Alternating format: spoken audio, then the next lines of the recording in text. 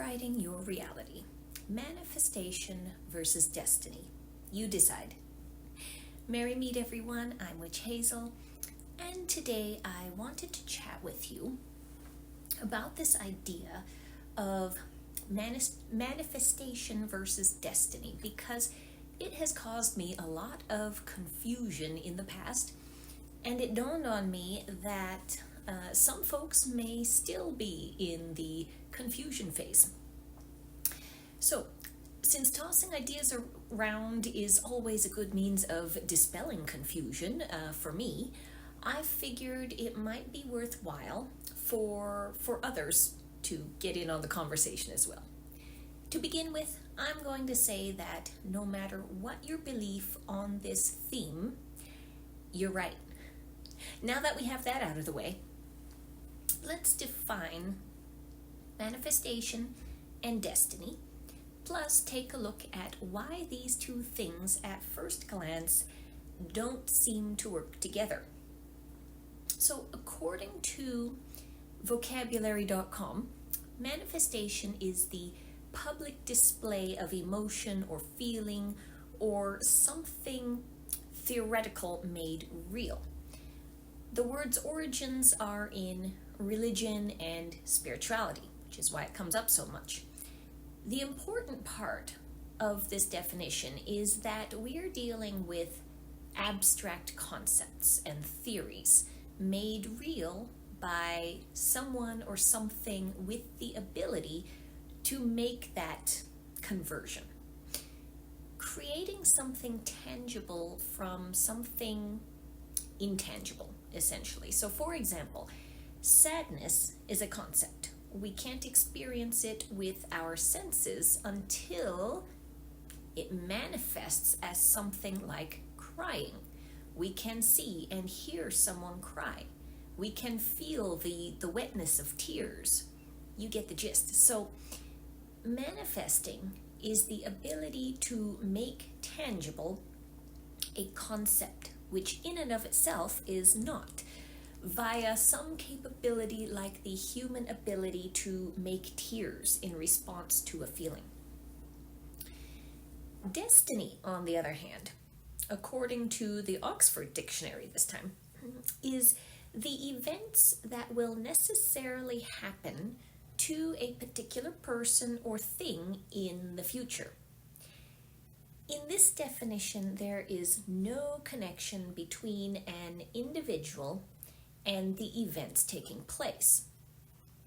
So the events are set into motion by some outside force or factor, and nothing the person or object experiencing them can do can or would have changed the outcome. Destiny can be either a wonderful or scary prospect, depending on how you look at it. If you're an optimistic person, chances are you're going to believe that your destiny is for greatness. However, if you're a descendant of Eeyore, like I am, destiny can be a pretty bleak prospect. That's probably why manifestation is such a popular topic these days, and has been in the modern self-help sphere since at least the end of the 19th century, I think. The idea that we can take an active part in our future and accomplishments is encouraging, isn't it? No matter what situation we were either born into or have fallen into, manifestation inherently tells us we can change it if we don't like it. Nice thought, isn't it? I prefer to find the middle ground with this one, for many reasons. The main one being I like to play the devil's advocate. So on this channel, I tend to harp on the importance of our words and our thoughts, our ability to connect to the divine and take an active part in channeling divine will into being on this earth through our actions. Think about that process. doesn't it kind of combine aspects of both definitions? I mean, we've got divine will. So, some external energy which has decided our individual life purposes. But my version of belief factors in the whole free will thing. We all have a divine purpose, but we are the ones who get to direct events because divine energy by itself is not fully integrated with the tangible world and needs a channel or a helper. So now, before you get upset with me, hear me out on this. Yes, divine energy created this tangible world. Yes, divine energy permeates this tangible world. But the ways of tangible matter are such that it can't shift from one form to another without a catalyst. Divine energy was the catalyst to create tangible matter from the clouds of cosmic dust floating around at the beginning of time. But just because cold air creates ice from water does not mean that cold air can also melt it, right? We need a different option. The divine has that option in us. As tangible matter, we ourselves, we have the ability to manipulate the tangible matter around us. Divine energy serves as our inspiration, the cosmic gases of a concept which we then mold into something solid. So, in a way, we can say that yes, destiny exists in the form of the divine directing our actions. But manifestation also exists because we perceive this divine guidance as wants and desires, and we have the free will to choose to interact with these desires or not. Are you confused yet? All of this is a lot to try and wrap the mind around, which is probably why so many of us never get around to it and prefer to just kind of wander through life. The thing is, though, there's a big connection between what we believe and the life we end up living. So, if we can get a handle on our belief system surrounding our purpose and path in life, we'll have an easier time, I think, sorting out all the details. I have a whole bundle of resources geared toward just that, finding your life path by working through these life questions and evaluating what you know of your life so far. So, if you've been going through the motions, doing all the work, but are not seeing the wonderful life you know you're destined for, take a look at the links below. That's all I'm going to say about that. But back to manifesting our destiny. Yep, you heard that right. We all have a divine destiny. Whether we figure it out in this lifetime or the next one doesn't really matter. Universe has time to wait.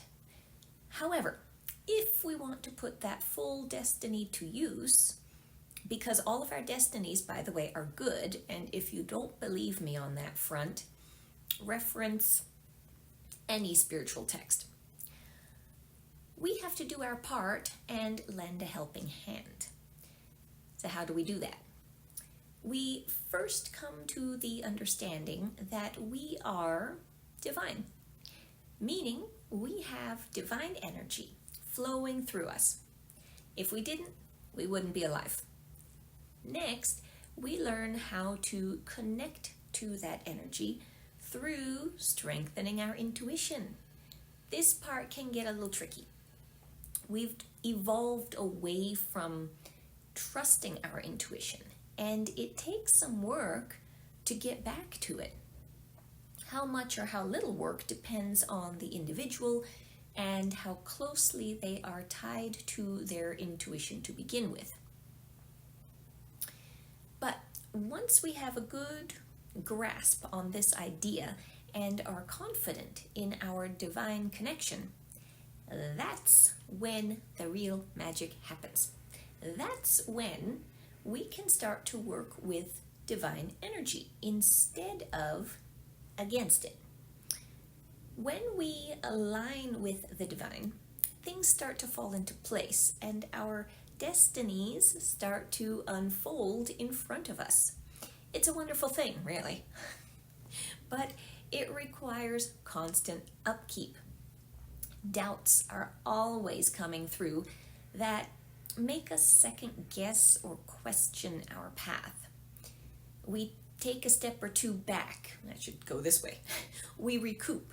But if we persist in our divine path, which is why I've been recommending you take a look at those resources on my website, just saying, eventually going in the right direction becomes second nature.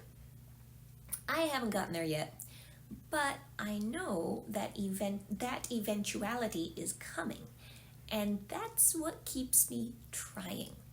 So there are many tools we can use to rewrite our reality.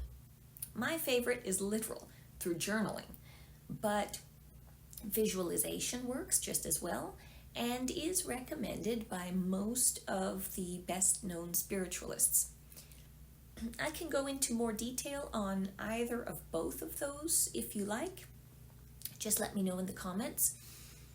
No matter what option you choose, divine connection through intuition is always going to be the most important part of it.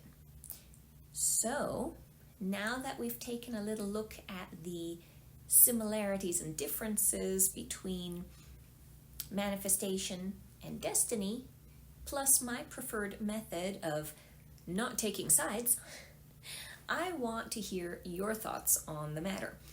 Do you lean one way or the other? Do you lean one way but want to lean the other?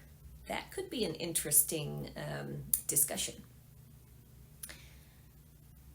As always, let me know your thoughts in the comments, and I'll be back with more musings for you in a few days. Until then, everyone, blessed be.